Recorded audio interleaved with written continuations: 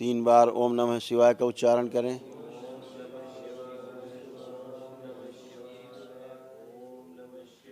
तीन बार तालियां बजाएं। हथेलियां अपनी जांघों पे रखें, 3 थपकी दें।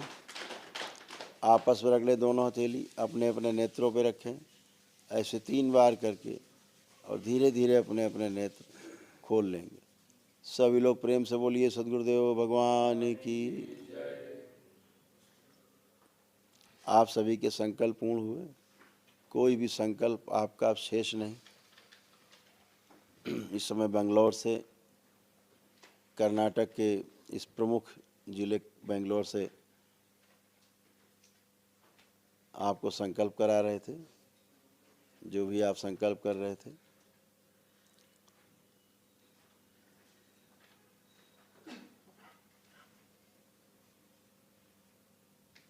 दरबार के तमाम कार्यक्रम जो बेंगलोर में लगे हुए हैं और कर्नाटक में और तमिलनाडु में लगे हुए हैं,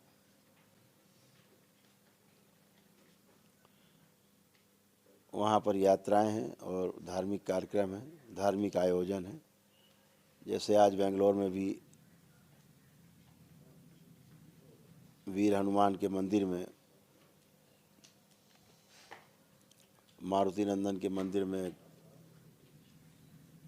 एक बड़ा हवन हुआ, दिव्य हवन किया गया, जिसमें तमाम श्रद्धालु भक्त कर्नाटक के और दूर दूर से लोग आकर के इकट्ठे हुए।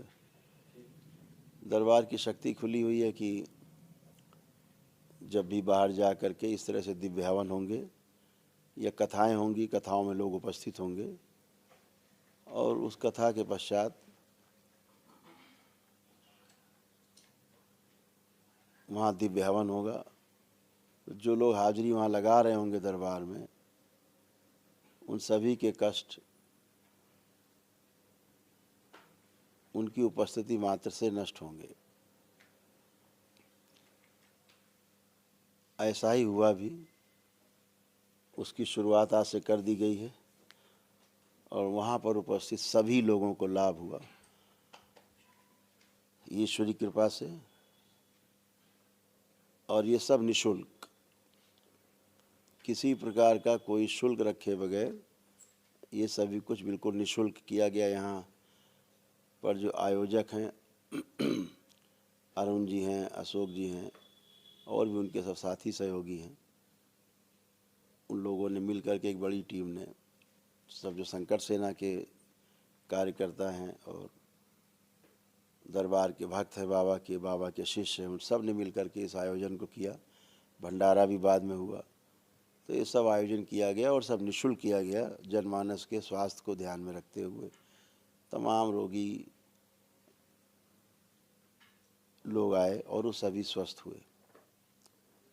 और ये सब स्वस्थ होना केवल आपके संकल्प और आपकी प्रार्थना से होता है, आपकी आस्था, विश्वास और श्रद्धा से होता है। आस्था, विश्वास और श्रद्धा का समंदर इस तरह से हिलोरे मार रहा है कि दरबार में नित्य हजारों लोग पद यात्रा करके आ रहे हैं, सैकड़ों लोग दंडवत यात्रा करके आ रहे हैं, बच्चे, महिलाएं, बुजुर्ग तक कर रहे हैं।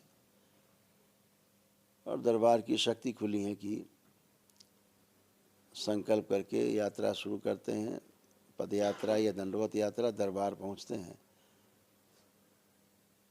और दरबार द्वारा उन्हें जो पुण्य दिए जाते हैं उससे वह अपने को तत्काल ही स्वस्थ महसूस करते हैं, रोग जाते हैं, कष्ट जाते हैं, स्वस्थ होते हैं।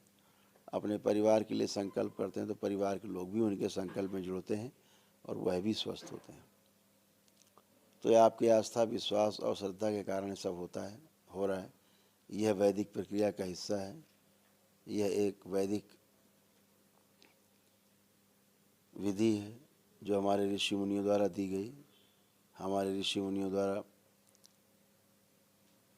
प्रदत्त इस विधियों का इस कलयुग में इस्तेमाल हो रहा है। जहाँ पर शिव और शक्ति एकत्रित है, एक साथ है, तो रोग से मुक्ति संभव है, पितृ मुक्ति संभव है, काल सर्प दोष, तमाम दोषों से मुक्ति, तमाम जमीन जायदाद के दोषों से मुक्ति, तमाम श्रापों से मुक्ति, तमाम साध या साध रोगों से मुक्ति शिव और शक्ति के एक जगह होने के कारण आपको होती है। और ये शिव और शक्ति तभी एकत्रित होती है जब पूर्ण गुरु की उपस्थिति होती है कहीं पर। परम पूजनीय बाबा जी पूर्ण गुरु के रूप में, माँ पूर्ण गुरु के रूप में उपस्थित है, इसलिए शिव और शक्ति भी उपस्थित है। और इसीलिए आपके पितृ मुक्ति पाते हैं दरबार से जुड़ के। केवल पद यात्रा करके आते हैं, उसी से मुक्ति पाते हैं। बगैर पितृ मुक्ति हुए, बगैर दोषों से मुक्ति हुए आपके रोग कष्ट नहीं जा सकते। इस बात को अच्छी तरह समझ लेना चाहिए।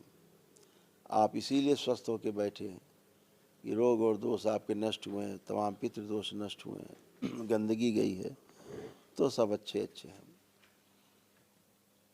तो आप सभी स्वस्थ हैं, स्वस्थ रहें, यही दरबार की मंगल कामना आप सबके लिए। आने वाली 26 दिसंबर को पूर्णिमा है। जो दीक्षा बाबा से लेना चाहते हैं भक्त सभी, वो अपने रजिस्ट्रेशन कराते रहेंगे। जो पदयात्री हैं वो ज़रूर अपना रजिस्ट्रेशन करा के और दीक्षा ग्रहण करेंगे। वो सभी लोग जिनको स्वस्थ होना है बाबा से दीक्षा लेकर के, जो पदयात्री हैं उन्होंने दीक्षा ग्रहण करनी है। जो और परिवार के सदस्य को लोग स्वस्थ रहना चाहते हैं सदा के लिए, वो सभी लोग दीक्षा ग्रहण करें और ऊर्जा फिर उत्पन्न हो और बृहद ऊर्जा आपके पास रहे, जिससे आपको रोग और कष्ट आने ही न पाए और आप शारीरिक, मानसिक और आध्यात्मिक रूप से हमेशा स्वस्थ बने रहें। अपने कर्म ही अपने साथ हैं। तो ऐसा नहीं कि परिवार के एक आदमी आपके कर्म भोग ढोता रहेगा।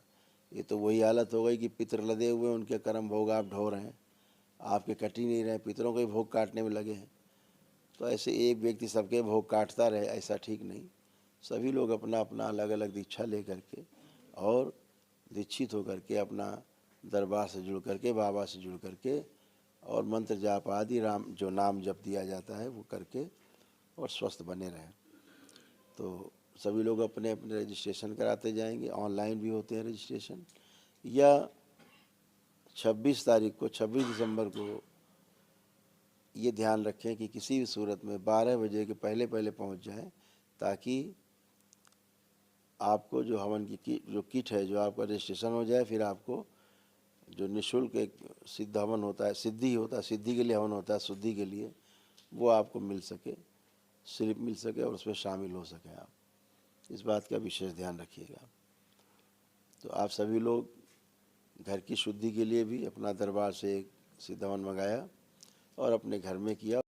लेपन आदि आप जो जो बीमार लोग उनको करना चाहिए, ताकि जो भी सूजन है मस्तिष्क की जाए, क्योंकि मस्तिष्क में सूजन रहती है तो फिर वह सूजन आपको भ्रम उत्पन्न करेगी और भ्रम से रोग उत्पन्न होते हैं और रोग से कष्ट और कष्ट से मृत्यु।